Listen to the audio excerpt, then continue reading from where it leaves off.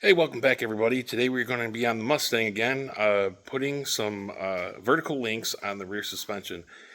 I've done the camber arms, the toe links, and I've had it aligned and got that all straightened up. But there, to me, was like one more thing that I wanted to get that's easy to do, and that would be the vertical links. Might as well just finish it off.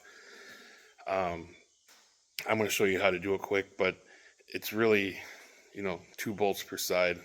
I mean, it's not going to take long, especially on a lift. But we also will be having a drive shaft install from Steeda and a Circle D torque converter. I figure NA wise, it'll finish this thing off. My goal is to try to be getting to around 11.2, 11.3 or so, maybe a little better. NA, and maybe even on 93. It does have a tune for E85, but I want to see what it'll do without it. And I think this car might end up being a nitrous car, because if I can get this thing to do decent NA and just have nitrous to get me the rest of the way for the class that I race in, there's no point in doing anything else, I don't think. So, and I think a 10-second NA car would be kind of cool. This is what I'm talking about here. This is going to replace the stock vertical links. You got on this end a polyurethane bushing, well, on both ends, but and greasable. So this will have a lot less flex than the stock stuff. And plus, this car is high miles, and that's another thing about the car is the whole high mileage thing. As far as what can we do with the high mile car, but this might as well just change them because that rubber is getting old anyway. So here you go. Here is a view of the stock one. I mean, it's looks pretty worn. The rubber, you could tell, looks kind of dry. I can move it slightly, but it is like paper thin. So basically, we're gonna remove this and this, and that's it. And you do not need an alignment when you change this. So these are the same length, but it was mentioned that alignment not necessary. So here is the old and the new side by side. So you can see this stamped. There's plenty of opportunity for deflection and flex. And it's rubber is about done here. I mean, the car isn't that old, but it's not new. So for anyone wondering, I put the bolts through both ends and they line up perfectly, so they are the same length. So you're not gonna, even if you thought you're gonna tweak something in the alignment, it is pretty much dead on. So another thing I am going to recommend is, right now, this is the only style grease gun I have with a hard line or whatever you want to call it. There is no flex. So when you mount these, you want these are different. There's a right and a left. The only difference is this grease zerk.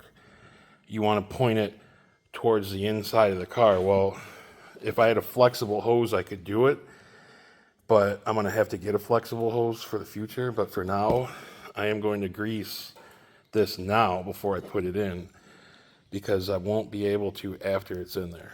The bottom one is no problem, but as far as that, you want to shoot some grease in it now before you stick it in there.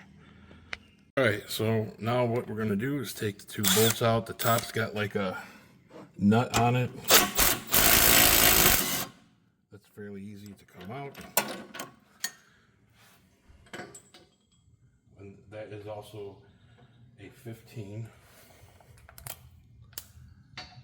And the bottom, you're gonna have to, I use a breaker bar to break it loose first, because probably we're not gonna be able to get out with a tool or a power tool.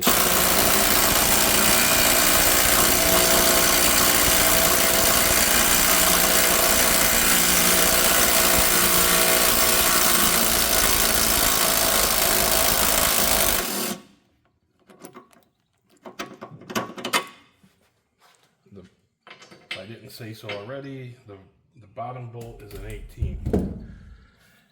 Now you're going to want your dead blow, mainly for the next one, but this one, who cares?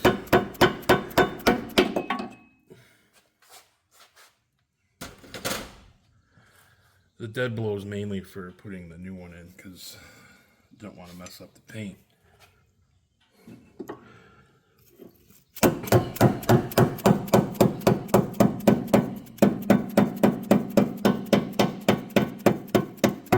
You just hit it till the concave and convex are in the same spot.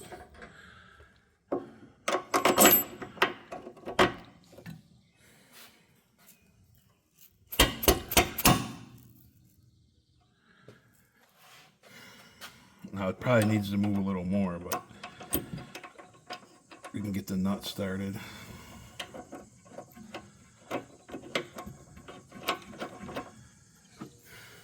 And then the bottom, which I could see needs something over.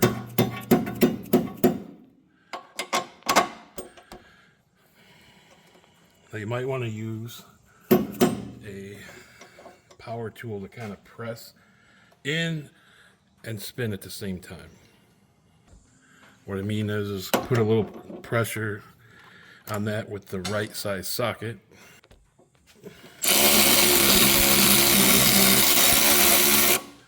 You might have to tap it a little bit to get it in the right spot.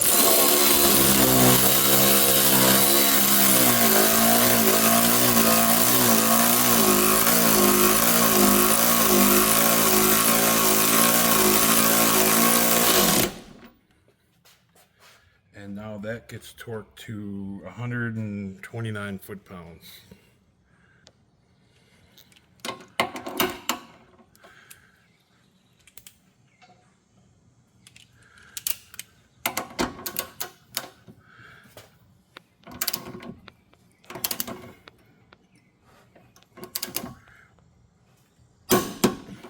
There's that.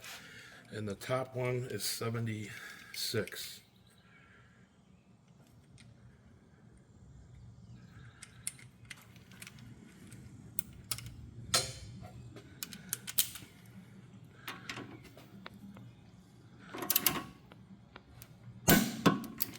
And that's all there is to it. There's a better look at it. Like I said, you can get to that one, but you need a flexible hose. So, like I said, I got it before, but I will get one with a flexible hose so that can be done in the future because I don't really want to take this off every time. It is humid as usual out here in the Midwest. I pretty much just hate it here. But the tools needed, you're going to want a dead blow hammer, a breaker bar, 15 millimeter and 18 millimeter, a torque wrench that can go up to 120 to 130 foot-pounds. And that's about it, and a grease gun. But that's about it.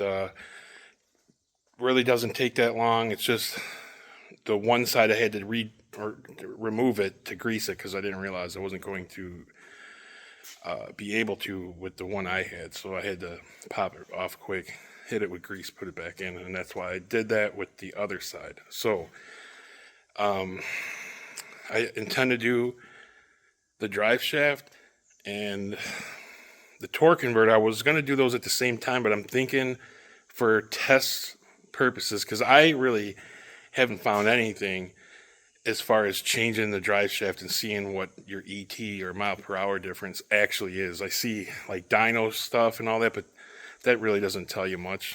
So maybe I will do that. So put that one-piece Stita on there and give it a test before and after though, and see if there's a difference. But please hit that like and subscribe button, and we'll catch you on the next one.